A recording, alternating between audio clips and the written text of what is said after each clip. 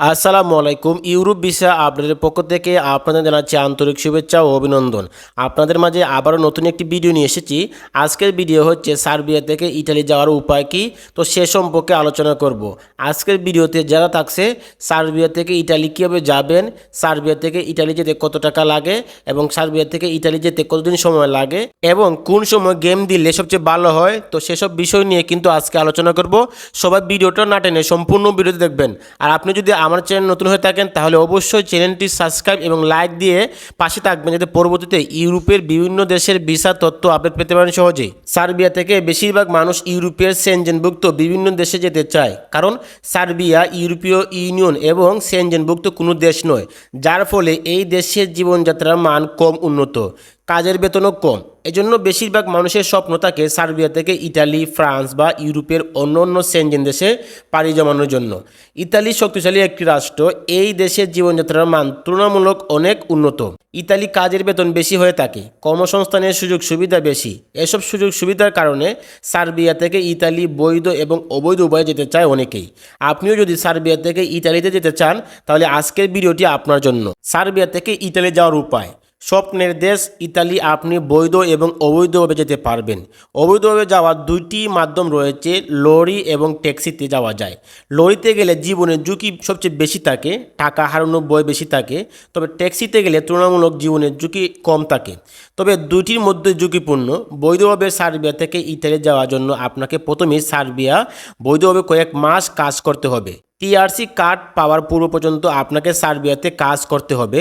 এই কার্ড পাওয়ার 4 থেকে 6 মাসের পর আপনি সেনজেনভুক্ত যে কোনো দেশে বৈধভাবে যেতে পারবেন। এজন্য অবশ্যই আপনাকে সেনজেন ভিসার জন্য আবেদন করতে হবে। আর অবৈধভাবে আপনি যদি সার্বিয়া থেকে ইটালি যান তবে সময় লাগতে পারে, যদিও কপাল ভালো থাকে তবে 5 থেকে 7 দিনের মধ্যেই সার্বিয়া টু ইটালি গেম সম্পূর্ণ করতে পারবেন। তবে অনেকের বেলায় কিন্তু 25 দিন পর্যন্ত সময় লেগে যায়। আবার অনেকেই পথিমধ্যে মারা যায়, অনেকে বারবার পুলিশের কাছে ধরা খাওয়ার পরে আবার ফিরে আসে। এই মাধ্যমে যেতে হলে দালালের সাথে চুক্তি করতে হবে। দালাল প্রথমে আপনাকে সার্বিয়া, বসনিয়া, তারপরে স্লোভাকিয়া বর্ডারে নিয়ে যাবে, অথবা আপনাকে হাঙ্গেরি বর্ডারে, অথবা আপনাকে রোমানিয়া হয়ে আপনাকে এইসব বর্ডার থেকে আপনাকে ইতালিতে যেতে হবে।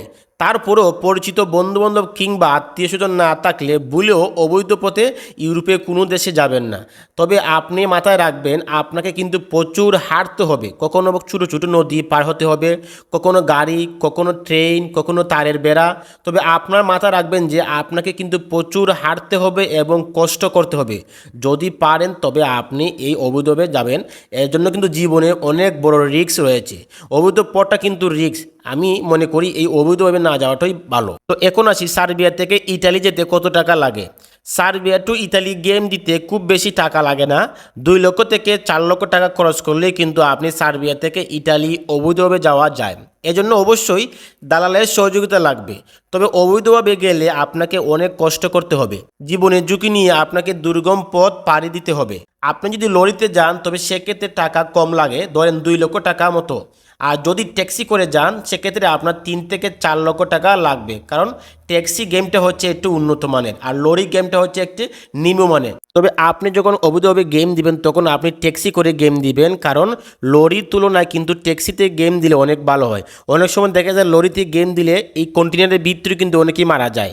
তো গেম দিয়ে সবাই সফল হয় না, কেউ কেউ দেখা যাচ্ছে একবার গেম দিয়ে সফল হয়ে যায়, আবার অনেকে আছে 3-4 বার গেম দিয়ে সফল হয়। তো সেটা হচ্ছে অনেকের কপাল, ভাগ্য যদি ভালো হয় তাহলে একবারই হয়ে যায়, আর না হলে তো আপনাকে 2-3 বার আপনাকে গেমে উঠতে হবে। তাই অবৈধভাবে আপনি যখন গেম দিবেন তখন আপনি দালালের সাথে সম্পূর্ণ চুক্তি করে নেবেন। চুক্তি না করলে পরে দিয়ে কিন্তু আপনার বিপদ হবে। আর গেম দেওয়ার পূর্বে আপনি আগে ঠিক করে নেবেন আপনার আত্মীয় স্বজন অথবা বন্ধুবান্ধব কেউ যদি ইটালি থাকে তার সাথে কন্ট্যাক্ট করে নেবেন, যাতে সে আপনাকে রিসিভ করতে পারে। আর যদি কেউ না থাকে তাহলে আপনি অবৈধভাবে গেম দিবেন না, আর চেষ্টা করবেন সবসময় বৈধভাবে যাওয়ার। আপনি যে কোনো ইউরোপের নন সেনজেন দেশে যান না কেন, আপনি যখন 4 থেকে 5 মাস কাজ করবেন তখনই কিন্তু আপনি টিআরসি কার্ড পাবেন।